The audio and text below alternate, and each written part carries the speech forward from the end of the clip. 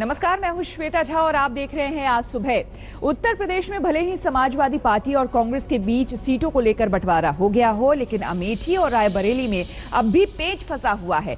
दरअसल वहां की 10 सीटों पर कांग्रेस अपने प्रत्याशी को उतारना चाहती है, लेकिन समाजवादी पार्टी इसके लिए तैयार नहीं है। लेकिन अब तो कांग्रेस ने 5 सीटों पर अपने प्रत्याशियों के नाम का ऐलान भी कर दिया है।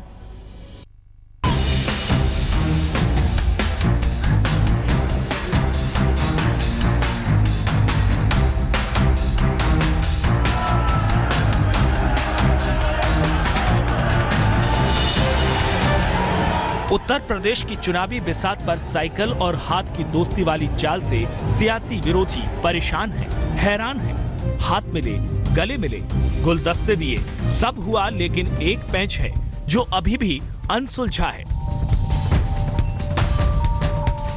समाजवादी पार्टी और कांग्रेस के बीच अमेठी और रायबरेली की 10 विधानसभा सीटों को लेकर अब तक असमंजस की स्थिति बनी हुई है। गठबंधन के समीकरण में कांग्रेस सभी 10 सीटों पर अपने उम्मीदवारों को खड़ा करना चाहती है, जबकि समाजवादी पार्टी सभी सीटें देने को राजी नहीं दिखाई दे रही। इसी खींचतान में कांग्रेस ने एक कदम आगे बढ़ते हुए रायबरेली और अमेठी की 10 में से 5 सीटों पर अपने प्रत्याशियों के नाम का ऐलान तक कर दिया। रायबरेली से अदिति सिंह, टिलोई से विनोद मिश्रा, हरचंदपुर से राकेश सिंह, सरेनी से अशोक सिंह और जगदीशपुर से राधेश्याम कन्नौजिया। आने वाले अमेठी की जहां तक सवाल कर रहे हैं, वहां अमिता सिंह ही कांग्रेस की उम्मीदवार होंगी। इसमें कोई बदलाव नहीं न होगा। रायबरेली की सीट से 9 फरवरी को अदिति सिंह अपना नामांकन भी दाखिल करने वाली हैं, जबकि अमेठी सीट से कांग्रेस ने अमिता सिंह को उतारने का फैसला किया है। हम आपको बता दें कि समाजवादी पार्टी ने पहले ही अपने विवादित मंत्री गायत्री प्रजापति को अमेठी से खड़ा कर दिया है।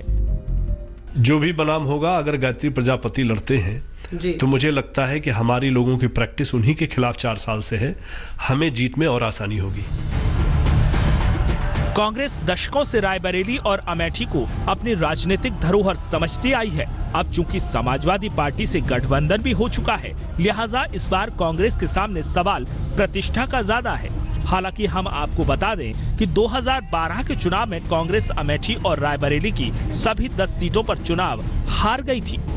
अब संभावना ये भी जताई जा रही है कि अगर अमेठी और रायबरेली की 10 सीट कांग्रेस को नहीं मिलती हैं, तो 2-3 सीटों पर गठबंधन रहते हुए भी समाजवादी पार्टी से मुकाबला हो सकता है। दिल्ली से मौसमी सिंह के साथ आज तक ब्यूरो। उत्तर प्रदेश में पहले चरण का चुनाव 11 फरवरी को है। इस चुनावी जंग को जीतने के लिए अखिलेश और राहुल गांधी की सभा आज आगरा में है और भी कई रैलियां यहां पे है। आपको हम बता दें कि अखिलेश और राहुल तो साझा रोड शो आज करेंगे ही, लेकिन एसपी कांग्रेस के गठबंधन की ताकत में सेंध लगाने के लिए बीजेपी ने भी मेगा प्लान तैयार किया है। मेरठ में अमित शाह का जनसंपर्क मार्च है, तो राजनाथ भी इटावा और लखीमपुर खीरी में रैली करेंगे। आगरा में अखिलेश और राहुल पहले प्रेस कॉन्फ्रेंस करेंगे, फिर रोड शो के जरिए गठबंधन का शक्ति प्रदर्शन करेंगे।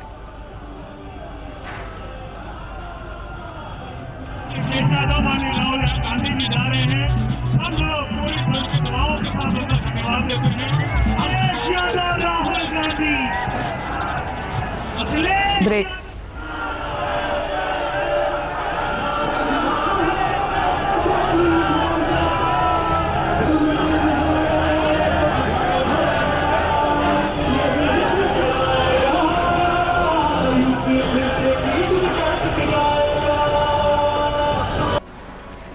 बीजेपी विधायक सुरेश राणा ने अपने विवादित बयान को लेकर कहा है कि अपराधियों के लिए कर्फ्यू की बात करना, जनता की सुरक्षा की गारंटी की बात करना, अगर सांप्रदायिकता है तो उन्हें इस बात से कोई गुरेज नहीं है। उनसे खास बातचीत की हमारे संवाददाता संजय शर्मा ने। अपने भाषणों और बयानों को लेकर ज्यादा चर्चा में रहने वाले थाना भवन के विधायक सुरेश राणा जी से हम बात कर रहे हैं। राणा जी, आपका बयान ये चर्चा में है कि आपके जीते ही कर्फ्यू लग जाएगा, कर्फ्यू लगा दिया जाएगा, कंफ्यूजन है, क्या है वो बयान और उसके पीछे वजह क्या है? नहीं, वजह केवल ये है और मेरा बयान बड़ा स्पष्ट है। मेरा कहना ये है कि पश्चिमी उत्तर प्रदेश नहीं, उत्तर प्रदेश के बहुत सारे शहर ऐसे हैं, बहुत सारे गांव ऐसे हैं जहां गुंडागर्दी के कारण, रंगदारी के कारण और एक तरह से इतना तांडव रंगदारी का हुआ है कि बहुत सारे हजारों लोगों ने पलायन किया है। कैराना भी उनमें से एक है, देवबंद भी उनमें से एक है, मुरादाबाद भी उनमें से एक है, सहारनपुर भी उनमें से एक है, और बहुत सारे छोटे छोटे कस्बे या बहुत सारे गांव ऐसे हैं। तो मेरा केवल इश्यू इतना है कि जो तांडव करने वाले गुंडे हैं सड़कों के ऊपर, जिनके कारण जनता में भय और आतंक है, जिनके कारण जनता कहीं ना कहीं अपने आप को परेशान महसूस करती है, तो मैं जीतता हूं तो उनमें तो वो निश्चित रूप से उन्हें प्लान करना पड़ेगा। और अब आपको सुनाते हैं बीजेपी विधायक सुरेश राणा का वो विवादित बयान जिसको लेकर विपक्षियों ने उन पर हमला बोला। देवबंद में जश्न मनाया जाएगा कि सुरेश राणा का इलाज कर दिया, और यदि मैंने मार दिया तो हरियाणा में, देवबंद में, मुरादाबाद में कर्फ्यू लग जाएगा। और अब एक हैरान करने वाली खबर, भोपाल में एक मर्डर केस का सनसनीखेज खुलासा हुआ है।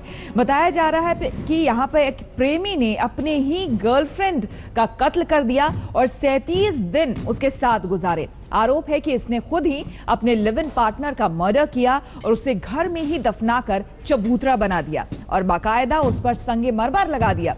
कल पुलिस ने इस चबूतरे को तोड़कर लड़की का शव निकाला। पुलिस के मुताबिक लड़की पश्चिम बंगाल की रहने वाली थी और फेसबुक के जरिए दोनों की दोस्ती हुई थी। कुछ महीने पहले दोनों एक साथ रहने लगे और इसके बाद लड़की के पुराने गर्लफ्रेंड के फोन पर से नाराज होकर आरोपी ने 37 दिसंबर को लड़की का गला घोंटकर हत्या कर दी और घर में ही दफना दिया। आरोपी का नाम उदय अंदास है जबकि लड़की का नाम आकांक्षा है। पूरा मामला तब सामने आया जब पिता ने बेटी की गुमशुदगी की रिपोर्ट लिखाई और पुलिस फोन कॉल के जरिए भोपाल तक पहुंची। बांकुरा में उसके परिवारजनों ने लड़की के भगा ले जाने पर एक अपराध 365-300 आईपीसी के तहत दर्ज किया गया। उस आधार पर पुलिस आई, पुलिस ने उस लड़के को पकड़ा। लड़के का नाम उदयन, पिता का नाम बीके दास है। उसका कहना है कि हमारी फेसबुक से दोस्ती हुई थी और हम माह जून से यहाँ पर लिव इन रिलेशन में रह रहे हैं। उस लड़के के बताए अनुसार कि उसने दिसंबर माह के अंत में उस लड़की को आपस में कुछ विवाद होने पर उसकी हत्या कर दी है और घर में ही उसको दफना दिया है।